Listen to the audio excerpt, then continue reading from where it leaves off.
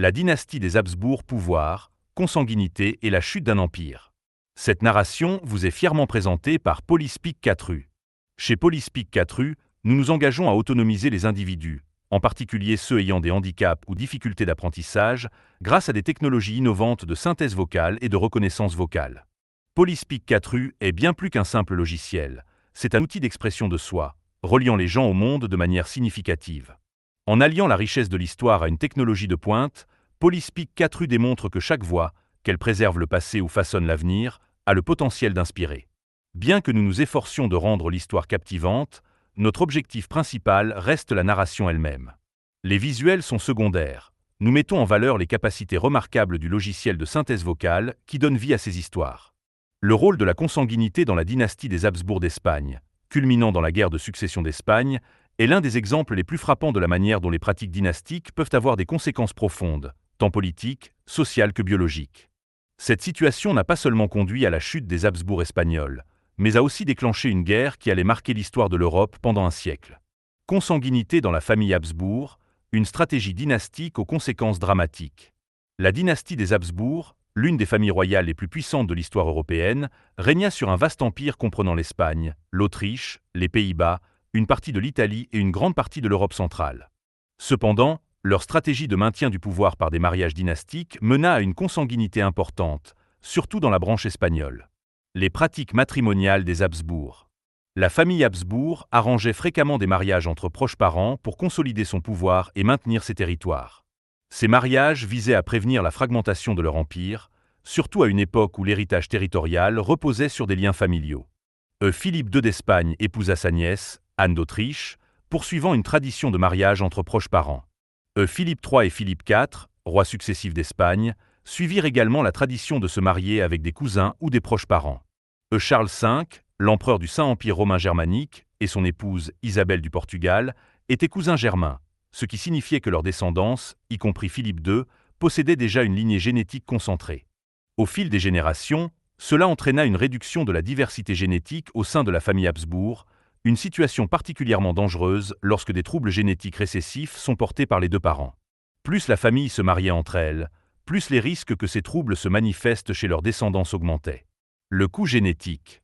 Les Habsbourg espagnols furent particulièrement touchés par les conséquences de la consanguinité. Cela entraîna une série de handicaps physiques et mentaux qui se manifestèrent de plus en plus au fil du temps, culminant avec la figure tragique de Charles II.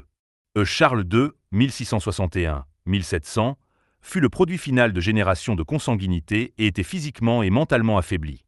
Son coefficient de consanguinité extrême, calculé à environ 0,254, plus élevé que celui des descendants d'union entre frères et sœurs, en fit un exemple vivant des dangers du mariage dynastique. Handicaps physiques et mentaux. Charles II était gravement déformé et mentalement sous-développé. Il ne put marcher avant l'âge de 8 ans et était largement incapable de gouverner. Sa déformation extrême de la mâchoire, connue sous le nom de mâchoire Habsbourg, rendait la parole et l'alimentation difficiles, et sa fragilité physique générale lui causa une série de problèmes de santé tout au long de sa vie. Infertilité. Malgré 2 mariages, Charles ne put avoir d'enfants, ce qui créa une grave crise dynastique. Cette infertilité était probablement une autre conséquence de la consanguinité de la famille, qui entraîne souvent des problèmes reproductifs. Ces handicaps n'étaient pas seulement physiques, mais aussi intellectuels. Charles II était décrit comme intellectuellement incapacité, incapable de comprendre ou de gérer les affaires de l'État. Son règne, de 1665 à 1700, fut marqué par le chaos politique et les gouvernements de régence, car il ne pouvait exercer aucune autorité significative. L'impact de la consanguinité de Charles II sur l'Empire espagnol. L'incapacité de Charles II et son absence de descendance laissèrent le trône espagnol dans une situation incertaine, et la question de sa succession devint une priorité urgente, non seulement pour l'Espagne, mais pour toute l'Europe. L'Empire espagnol, qui comprenait non seulement l'Espagne elle-même mais aussi de vastes territoires en Italie, aux Pays-Bas et en Amérique, était l'une des entités les plus puissantes du monde. Sun control était essential pour l'équilibre de puissances en Europe. Crise de succession. À l'approche de la mort de Charles II sans héritier, les monarques européens commencèrent à se positionner pour prendre le contrôle de l'Empire espagnol. Cela mena à des manœuvres diplomatiques et à une guerre, alors que divers prétendants cherchaient à sécuriser leurs droits au trône espagnol. Le testament de Charles II. Sur son lit de mort, Charles nomma Philippe d'Anjou, le petit-fils de Louis XIV de France, comme son successeur. Cependant, Cette décision créa la possibilité que les Bourbons français unifient les couronnes de France et d'Espagne, menant à un empire franco-espagnol dominant qui menaçait l'équilibre des puissances en Europe. La guerre de succession d'Espagne, 1701-1714. Une conséquence directe de la consanguinité des Habsbourg. L'incapacité de Charles II à produire un héritier à cause de sa consanguinité mena directement à la guerre de succession d'Espagne.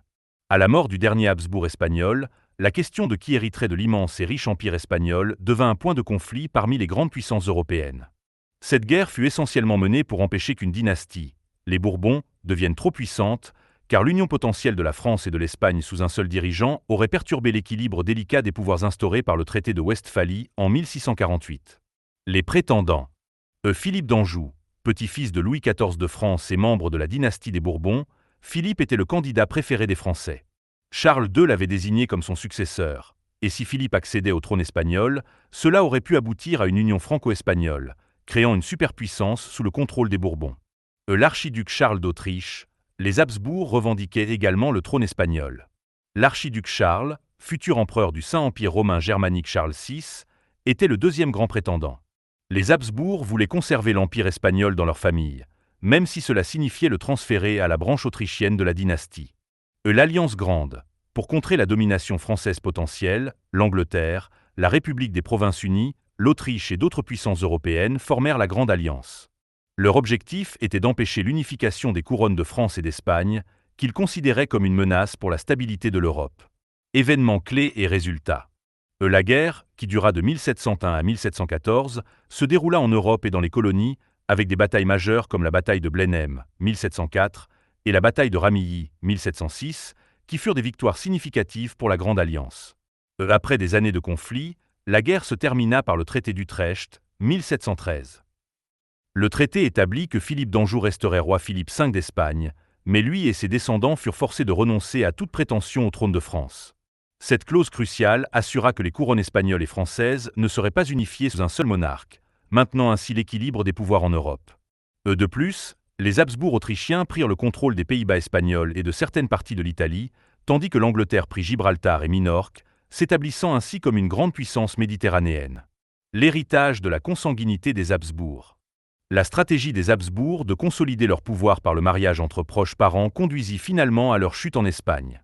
Les conséquences de générations de consanguinité furent dévastatrices, non seulement pour Charles II personnellement, mais aussi pour la stabilité politique de l'Europe. La guerre de succession d'Espagne marqua la fin du règne des Habsbourg en Espagne et l'ascension de la dynastie des Bourbons, bien que cette dernière fût limitée dans son pouvoir. Cet épisode historique est un exemple frappant de la manière dont la politique dynastique et les facteurs biologiques se sont entrelacés pour façonner l'histoire de l'Europe. Il met aussi en lumière les limites des mariages entre proches parents comme stratégie de continuité politique, car la dégradation génétique causée par la consanguinité eut des conséquences profondes pour la stabilité et l'avenir de l'Empire espagnol.